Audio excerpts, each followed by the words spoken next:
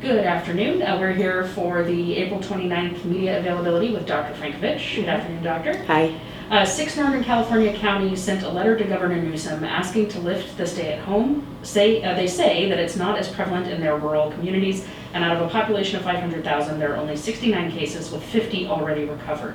Does public health agree with this mindset that just because rural communities have lower case counts, they should lift stay-at-home orders sooner than other parts of the state?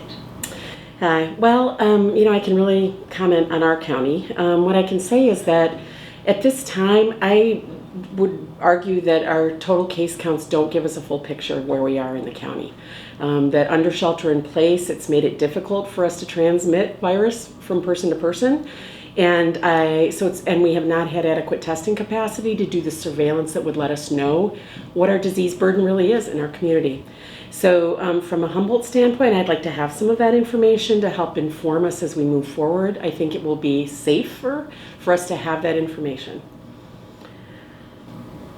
Recently, the CDC released 6 new symptoms they are seeing over and over in COVID patients that weren't previously outlined.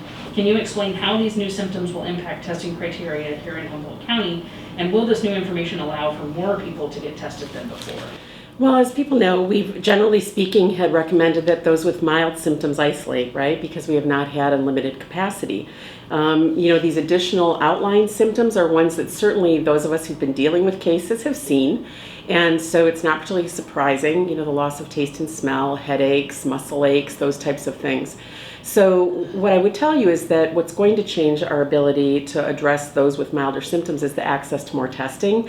And with our new site that we'll be opening up for screening purposes for asymptomatic people in our high-risk community as well as others, and mildly symptomatic people, I think we're going to be able to identify these folks sooner, which is excellent. And so I'm really looking forward to that opportunity. Thank you. Modoc County could be the first California county to reopen all its businesses after the coronavirus shutdown. The county plans to reopen this Friday, May 1st. Schools, churches, public transit, restaurants, bars, private and government sectors may return to operations if guidelines can be followed. How soon could Humboldt realistically follow suit with a similar reopening plan? Well, I guess there are 2 factors from this perspective. One is that aside from our own Humboldt County shelter-in-place order, we're operating under the state order as well. And so that the governor has laid out very specifically the framework for moving forward as well as for preparedness. And we've been using that to actually assess our own readiness. And as I mentioned previously, we have a few things to do before we're completely ready. We need to make sure our testing site is going to operate as we hope. We need to be able to get people through the system, watch and see how quick our turnaround test times are, watch and see how well and quickly we're notified about positive cases so that we can follow up appropriately, and begin to gather that data in our community that tells us where we are in terms of disease transmission. In addition, we do have some other pieces that we do need to keep working on to get really settled. Our alternative care site. We also need to make sure that we are protecting the safety of some of our vulnerable populations. So getting businesses ready to be able to have their distancing plans and for us to be able to evaluate who is able to operate safely as we come out of this. So we do have a few pieces still we want to get in place. Thank you. The pandemic has caused disruption in just about everyone's lives globally. The level of disruption has been so severe that some may develop COVID-induced post-traumatic stress. A prominent New York doctor's suicide this week was also linked to coronavirus-related PTSD. What advice do you have for first responders on the front lines when it comes to COVID-related mental health stressors? Well, as we all, I think, can agree, it's been a stressful time for everybody. First responders, healthcare workers, those folks have a lot of job-related stress as well. Our community broadly, lots of issues going on, of course, around unemployment and just, no school. Those things are just an incredible stress for everyone. So I think, again, we've talked about in the past, using our beautiful county here to be able to get some of that outdoor time that is accessible and can help people with some of those, manage some of the stress. Also, I did want to remind people that we have our mental health line available for those who really are struggling, and that number is 268-2999. So please use that line if you really would like some help. Thank you. how many first responders, healthcare workers, and law enforcement officers have been tested to date locally? Well, what I would say is with our Optum site, we've been able to do more of this. In the past, we were able to do it a small amount, just as people had possible exposures and such.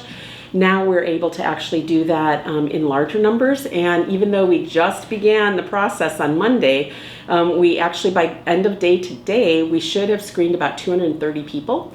And we have about the same amount scheduled over these next several days. So we're really hoping this system will, work beautifully for us, both from this standpoint of surveillance and screening, as well as being able to get the general population screened, which is something we've been trying to work towards for a very long time. Looking at the late peak model prediction for hospitalized COVID in Humboldt, please explain what could cause the surge in cases in November, December, assuming we will maintain the shelter-in-place order as well as physical distancing. Right, so I think it's important for people to remember from that model that the shelter-in-place, all of that probably reduces our mobility, our interactions by 40%, possibly a little more, possibly a little less, depending on the activity. But so it's not 100%.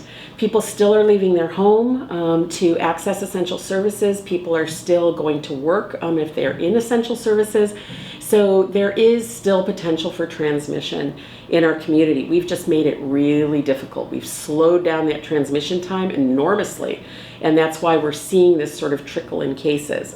What we don't know yet is how much, again, infection we have underlying this in our community. As we're testing, we'll detect that. And we do know that when we lift this, we will start to see that transmission increase as we bring people together. So what the model is really telling us is that if we maintain this current level of decreased activity, we're still at some point going to see a climb in cases because people are interacting and we will slowly spread this virus. But we can't wait for that to happen and play out naturally because it just is a really long time for us all to have to do this for a lot of reasons. So the alternative, of course, that we showed was if you lifted everything, which we cannot do.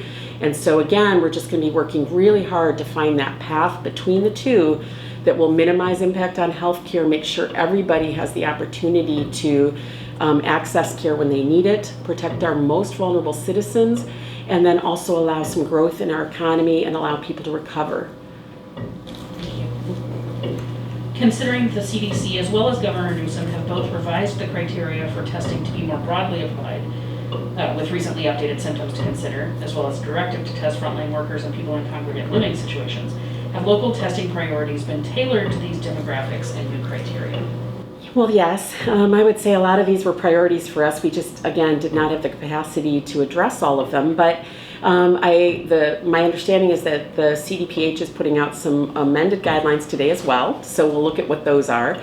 And but it is a really just important opportunity for us moving forward to address these groups that increased testing will allow us to address. So I completely am looking forward to our opportunity to actually get to all the groups that we have wanted to get to and really improve our understanding locally.